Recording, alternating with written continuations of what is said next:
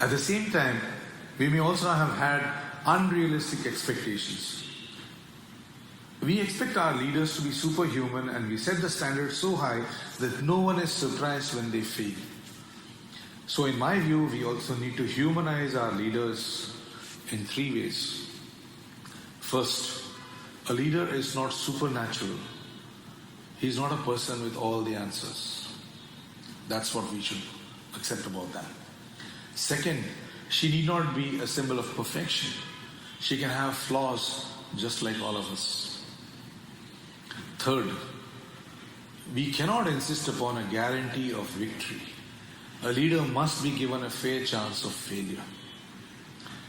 Once we reduce the stature of a leader to these human levels, it becomes easier to ask, what is it that can make a leader credible if he's not blessed with all these super qualities?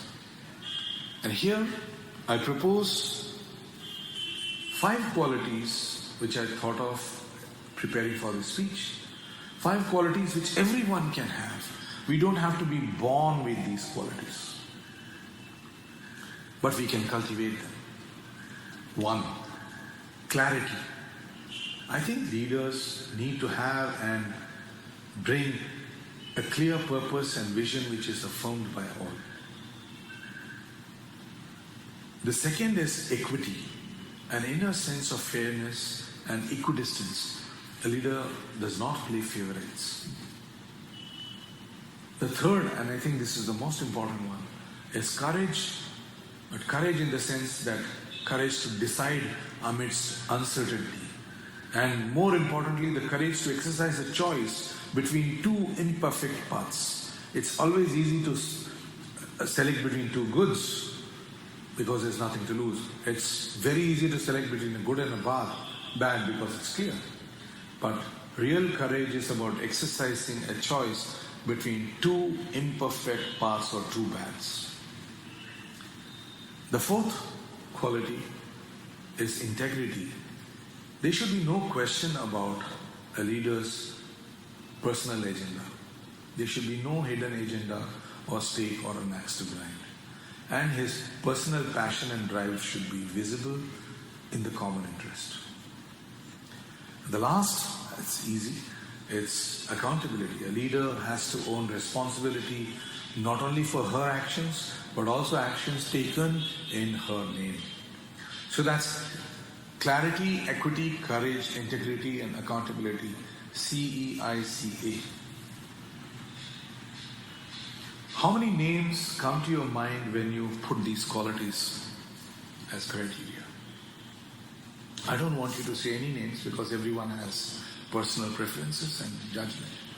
But why is it difficult to come up with too many names? It is because Yatha Praja Tatha Raja. We all get the leaders we deserve. But where do leaders come from? They come from within us. They come from among us. Therefore, for credible leadership, the traits that we seek in our leaders must be the ones that we must ourselves live by. And I know this, that in every moment of life, we all have opportunities to demonstrate leadership. And when you show leadership in your own lives, you set the bar high for others. Do it well and do it often, and soon someone will notice and give you a charge of something bigger. That's how leaders are discovered. That's how leaders are made. So to end, whether we like it or not, we are here together and we must learn to live together. The way through the future is all about prospering together, and it will call for compassion, generosity and kinship to extents much larger than we have seen in the past. As young Indians, you have the privilege and the obligation to shape the future of our country for yourselves and for others. There will be times you will feel hopeless. There will be times you will feel cheated. There will be times you will feel worthless. But even in those dark times, hold on to the vision of a better world for all and decide to leave no one behind. I personally draw a lot of strength from the words of a man who was 100 years ahead of his time. I wish you were here to guide us all again. None other than Mahatma Gandhi. He spoke about 7 blunders of the world that cause all conflict. Wealth without work, pleasure without conscience, knowledge without character, commerce without morality, science without humanity, religion without sacrifice, politics without principle. We only need to guard ourselves against these blunders. With those words, I summarize that the future of my India lies in your young hands, and I have no doubt that you will do much more for our country than my generation did. But remember, you cannot do it alone. That was our biggest mistake. We all went gold digging alone.